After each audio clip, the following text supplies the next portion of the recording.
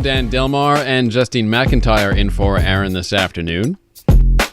High-speed rail between Montreal and New York City. Will we ever see it? I think it's obviously a great idea. It makes a lot of sense, but politicians don't seem to have much will to get it done. It's been talked about for decades. And I saw on Twitter this one transport engineer who's quite public and public transit advocate. He's quite open about his desire to see this project come to fruition. His name is Hayden Clarkin, aka the Transport Guy, and he joins us now because I figured he tweets a lot about Montreal. Let's see if we can start some conversation here and get something to go. And Hayden Clarkin, welcome to CJAD.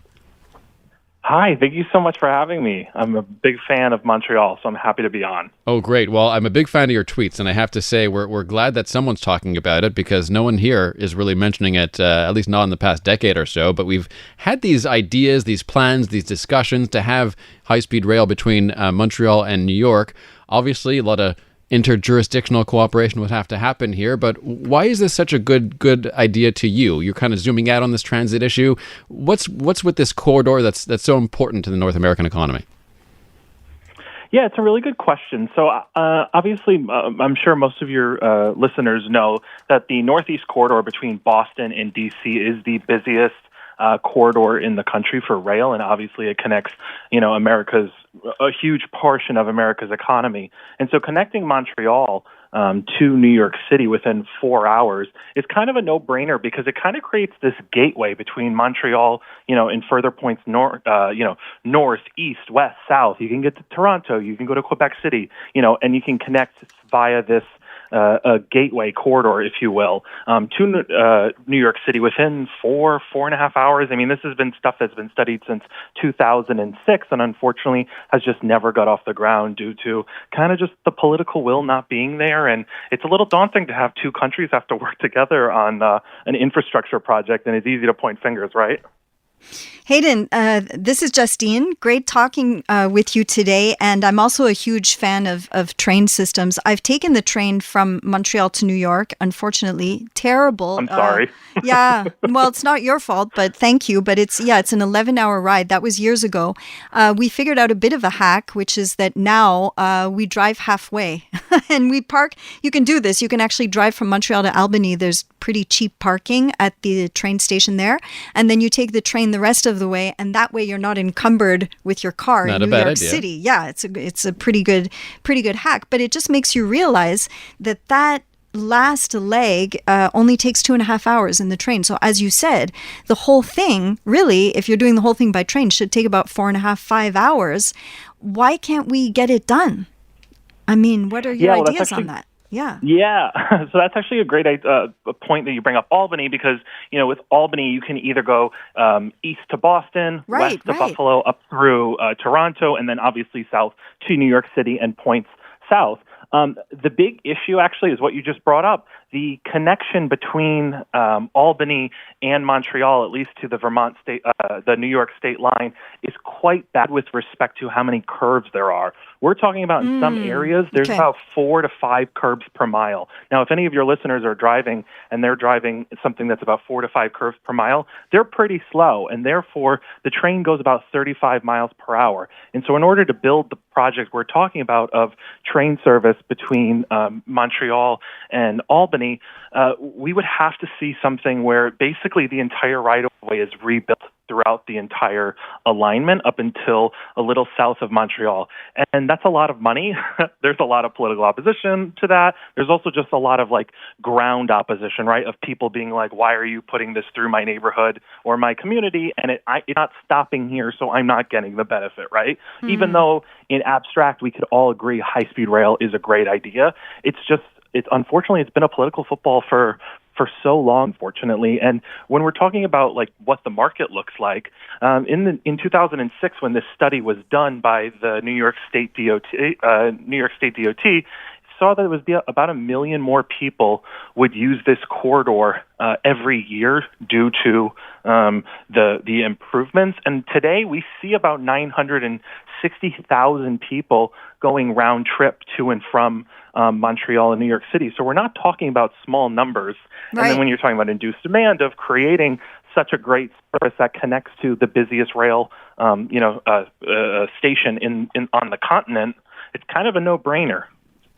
Yeah, no kidding. Hayden Clarkin joins us, transport engineer, public transit advocate, also known as the Transit Guy on Twitter. I'm not sure if you heard, we recently had discussions about rail in Canada, and the Trudeau government decided not to go with high-speed rail, but what they call high-frequency rail, aka just kind of buying more updated trains that were built, at least from this century. So we said no to high-speed rail. It seems to me like if you have geography like Canada's or like America's, I mean, why can't we just start the conversation about bullet trains? This is a thing in Asia and elsewhere around the world. It just seems to make sense when you have as much land as we do in these countries. Yeah, well, I will argue that I think Canada is slightly easier for this, just because there is a lot of green space in between. A lot of your sprawling metros.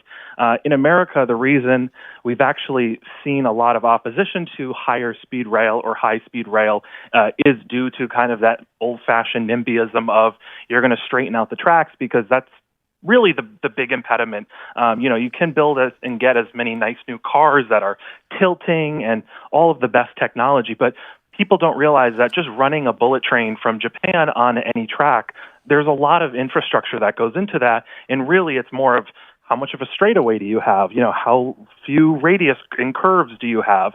And unfortunately, in order to do that, there is a lot of rebuilding of the right-of-way and acquisition of the right-of-way, and that's just a political football, unfortunately, we really don't want to touch.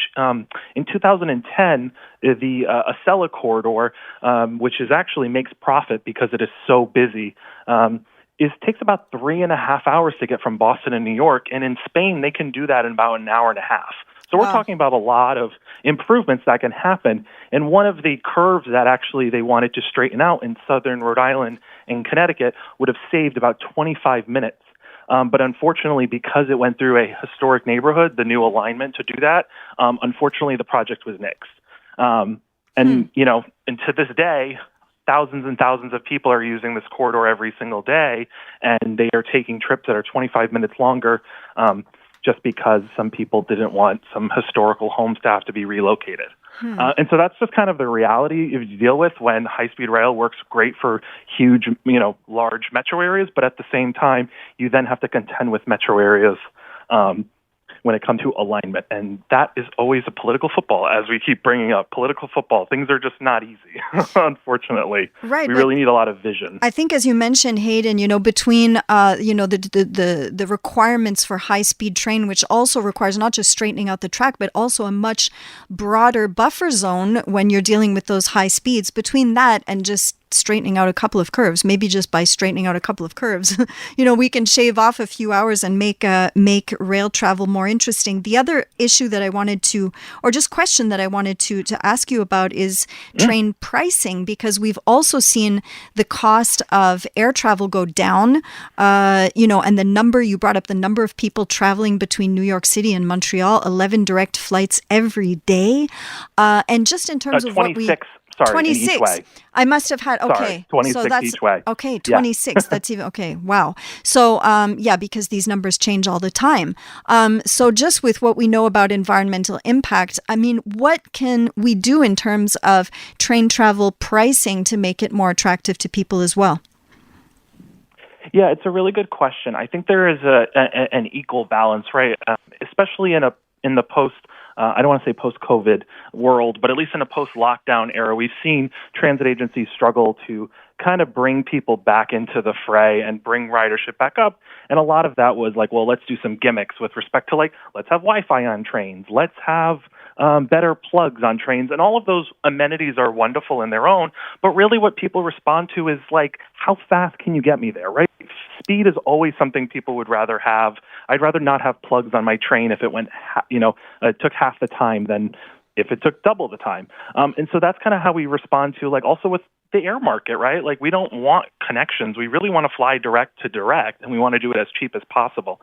And unfortunately, that is not the reality today, at least with Amtrak and with VIA. They are quite expensive, and And then that's really, in fact, because they have to rely off of their, what we call in the business, a fare box ratio of what percentage of the operating budget comes from revenues collected from fares. And a good portion of the East Coast and the Northeast Corridor, actually those trains make a profit, and then they're used to subsidize the rest of the service to, like, Churchill, Canada, for instance. Places like that where you're serving more of a real public good versus, just moving a ton of people. Hayden Clarkin, the transit guy, we have to catch up again. Thanks so much for joining us, and hopefully Thank you so much for having me. If we talk about it enough, maybe it'll happen one day. Thank you, Hayden. Speaking into existence. Have a good day. Thanks. Thanks, Hayden.